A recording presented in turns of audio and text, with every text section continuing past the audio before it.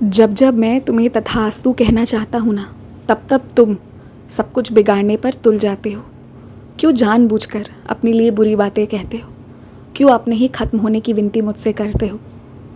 बस इतने से ही रहे तुम साईं भक्त? हाँ, इतने में ही तुम हार गए?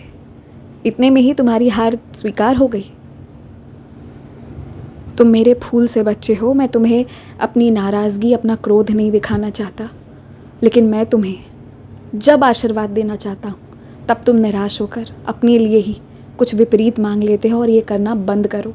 तुम्हें क्या लगता है तुम किसी भी मंदिर, किसी भी मस्जिद जाकर अपने लिए कुछ गलत कह दोगे और वो स्वीकार हो जाएगा? कभी नहीं। मैं जानता हूँ कि तुम परेशान हो और कभी कभी लड़ते लड़ते थक जाते हो, तो बस अपनी समाप्ति की कामना करते हो। लेकिन तुम ये नहीं समझ रहे हो कि तुम्हारे दुश्मन की सेना कमज़ोर हो गई है और साथ साथ मजबूर हो गई है। पहले वो जानबूझकर तुम्हारे साथ गलत करते थे और अब ये उनकी मजबूरी बन गई है और यही उनके हार का कारण बन रहा है। तुम देखो, दशहरा तक इंतज़ार करो और देखना कैसे सब बदलेगा। मैंने तुमसे इंतज़ार करवाया, तुमने इंतज़ार भी किया, पर अब जब मैंने तुमसे थोड़ा सा और वक्त कहा कि रुक जाओ, तो अब तुम डगमगा रहे हो। ऐसे नहीं चलेगा। जब तक ये न्याय हो रहा है तब तक मैं तुम्हें बहुत शक्ति दे रहा हूँ। मेरी शक्ति तुम्हारे साथ हमेशा मौजूद रहेगी।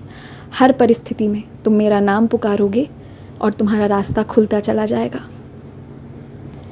मैं ये जानता हूँ कि तुम दान धर्म में बहुत विश्वास रखते थे और आज भी तुम विश्वास रखते हो, लेकिन धोखा, छल कपट के मारे हुए अब तुम्हारा इन सबसे विश्वास डगमगाने भी लगा है। लेकिन अंदर अंदर जो तुम्हारे अंदर वो जो अच्छा वाला इंसान था ना, अच्छा वाला साईं का बच्चा, उसे जगाए रखो, उसे सोने मत दो, क्योंकि तुम्हारे जैसे बच्चों ने ही मेरी इस सृष्टि को खूबसूरत बना रखा है। वरना आज मेरे बहुत से बच्चे गलत रास्ते पर भटक गए हैं और अब गलती में भी इतने आगे बढ़ चुके हैं कि ये उनकी मजबूरी बन गई है। लेकिन उनकी बातें छोड़ो, पर तुम तो इस सृष्टि को खूबसूरत बनाने, सबके चेहरे पर मुस्कान के लिए भेजे गए हो। तुम अपना उद्देश्य पूरा करो। तुम्हें खुश रखने की जिम्मेदारी मेरी। और सुनो, किसी को खाना देते हो, किसी को पैसे देते हो, जो करते हो बहुत अच्छा करते हो, पर कभी भी अगर मन में कोई शक आए, अगर मन ना माने, तो वहाँ से पीछे भी हट जाओ।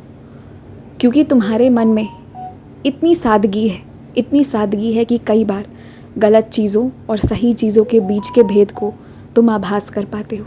ये विशेष आशीर्वाद मैंने तुम्हें दिया है और इसलिए जब लगे कुछ गलत है तो हट जाओ वहाँ से। हर हाल में मैं तुम्हारा साथ दे रहा हूँ और दूंगा भी। मैं तुम्हारे लिए कुछ सामान भेज रहा हूँ, उसे स्वीकार करना। खुश रहो।